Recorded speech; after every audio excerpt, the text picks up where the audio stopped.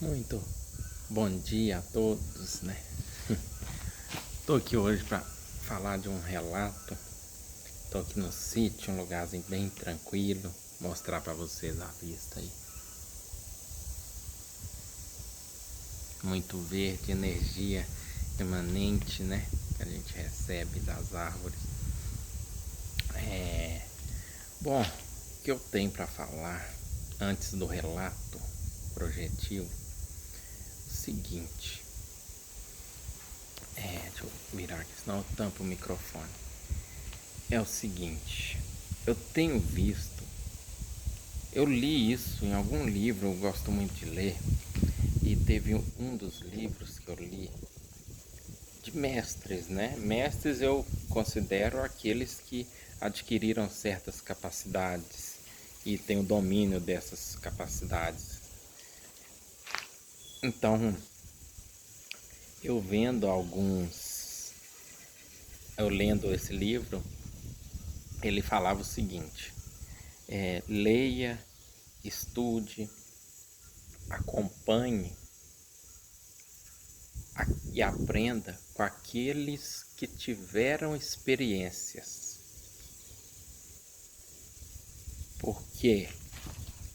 Porque tem muita, no próprio, infelizmente, né, no próprio YouTube, nós encontramos um conteúdo muito extenso, um vasto conteúdo de pessoas, né, que tem canais,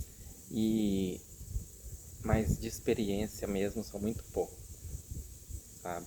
Poucos que estão ali relatando as suas experiências. Porque é muito fácil a gente montar um canal ou pegar alguém de conversa e querer ensinar algumas coisas para a pessoa, coisas que a gente leu, né? Mas experiência você tem, então a própria pessoa pode ir lá na fonte e ler também. Então o que acontece é que eu tenho percebido isso, são muitos canais de vários assuntos, né? Mas mais relacionado ao tema da espiritualidade. Tem muitas pessoas que tem muitos vídeos falando sobre muitos assuntos, mas de experiência mesmo, são poucas experiências que as pessoas tiveram. Eu falo isso porque é engraçado, senão a gente está só, como diz, né, o Moisés, a gente está só terceirizando informações, né? Aí a gente, um terceiriza para o outro terceiriza, e aí? Nós estamos só copiando do outro. Então acho importante a gente relatar as nossas experiências, o que eu tenho de experiência. Porque isso é a verdade para mim. A verdade do outro é do outro. Sabe? Eu vou pegar a verdade do outro e começar a divulgar isso e aquilo outro. Existe. Você viu? Você experienciou? Não. Então, né, fica complicado. Mas tem canais que eu vejo, são canais com milhares de inscritos mas na hora que eu vou ver o conteúdo eu falo, mas a pessoa mesmo, às vezes ela mesmo relata que não teve experiência sobre esse assunto que ela está falando, então é complicado, né? Eu acho complicado. Mas tem canais ótimos, né? E que tem um conteúdo excelente, principalmente nesse tema de viagem astral, onde pessoas relatam as próprias experiências delas. Isso é importante, tá? A maioria das postagens são tratando das próprias experiências que as pessoas têm. Tem aí um que eu vou indicar para quem assistir aí. Ele sempre comenta nos vídeos, virou um amigo meu também, é o Luiz. Luiz do canal, se eu não me engano, Em Busca do Eu. Ele vai dar um joinha aí no meu vídeo, que eu sei, e aí vocês entram lá. São relatos impressionantes, mas relatos dele mesmo, entendeu? Ele não está terceirizando informação.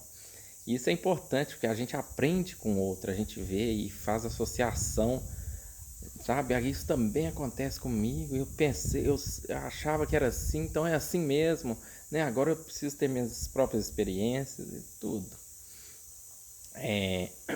Tem vários canais, tem o Wagner Borges, Saulo Calderon, o próprio Moisés Ezagui. O Luiz também gosta muito dele. Coincidentemente, nós dois admiramos muito Moisés. E outra coisa, esse relato que eu vou falar, ele aconteceu há algum tempo, mas é importante ressaltar ele, trazer ele, pela, vamos dizer, uma confirmação que teve. Né?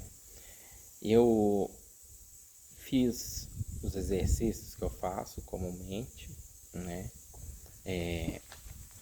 Fiz a circulação fechada de energia, né? Era a OLV, né? Circulação fechada de energia. Fiz exercício de concentração antes de dormir, mentalização para poder sair. E aí eu despertei em catalepsia projetiva. Em catalepsia projetiva eu consegui sair do meu corpo e levantei, saí do quarto e saí até o quintal da minha casa. Estava um pouco lúcido, mas estava o suficiente para manter ali a situação sob controle fora do corpo. Nisso eu olhei para a escada da minha casa e tinha uma criança. Não conheço, mas tinha uma criança lá, alegre. E eu me lembro que nessa saída eu tinha colocado para mim, falei, quando eu sair a próxima vez, eu vou tentar enxergar o plano físico. Né? Porque a gente nem sempre sai e enxerga o plano físico, a gente enxerga o duplo do físico, que nem sempre é igual o plano físico, né? Às vezes tem algumas variações, móveis, várias coisas que não existem ali, mas já existiram em outra época, ou irão existir. Então, minha intenção era tentar enxergar o plano físico. E assim eu saí e estava tentando observar alguma coisa para comprovar quando eu voltasse para o corpo.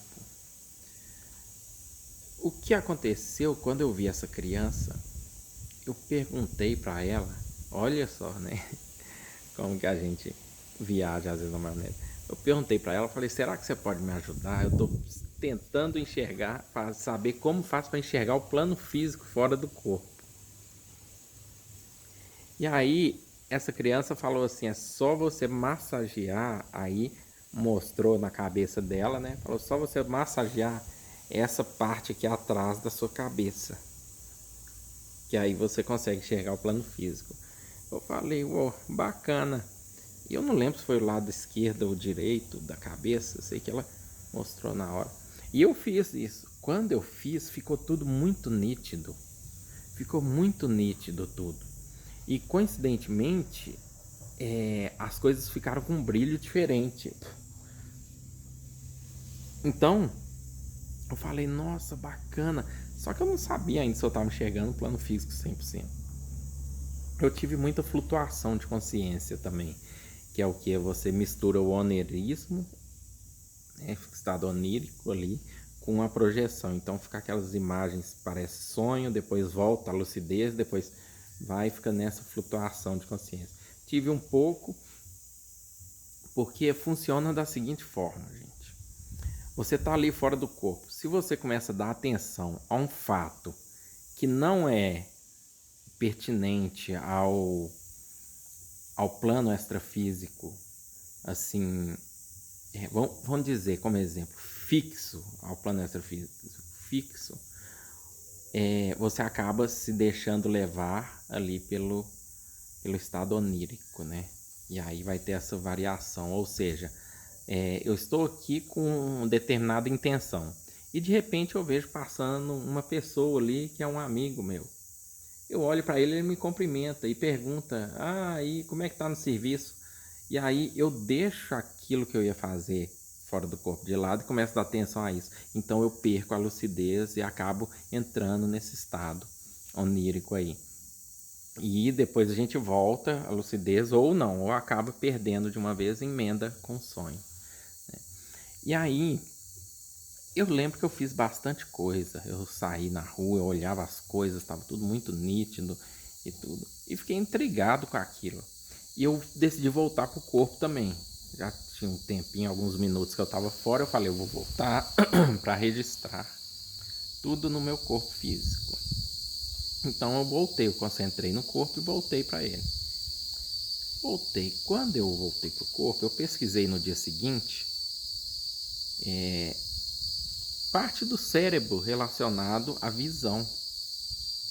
E eu vi que realmente era aqui atrás, tem uma parte do cérebro aqui atrás que está relacionada com a visão nossa, com a visão física, mas pode ter associação com a visão extrafísica, né? Mas eu achei interessante porque era aqui atrás, a criança podia ter falado de várias coisas. Concentra no seu frontal, né?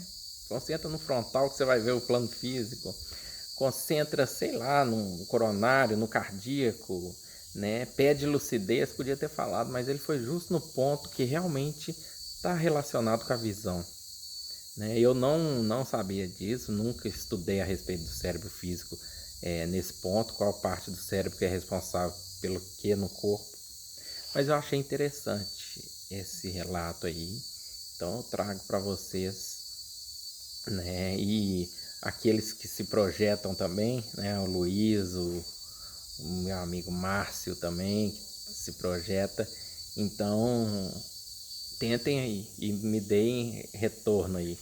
Depois, se vocês tiverem a próxima saída, tentem massagear aí algum lado aqui atrás. Só olhar na internet o lado da parte do cérebro que é responsável pela visão. Aí faz uma massagenzinha quando estiver fora do corpo. Acredito que vocês vão enxergar o plano físico também. Eu vou fazer mais testes e depois eu trago resultados. Tá bom? Um abraço a todos. Fiquem na paz.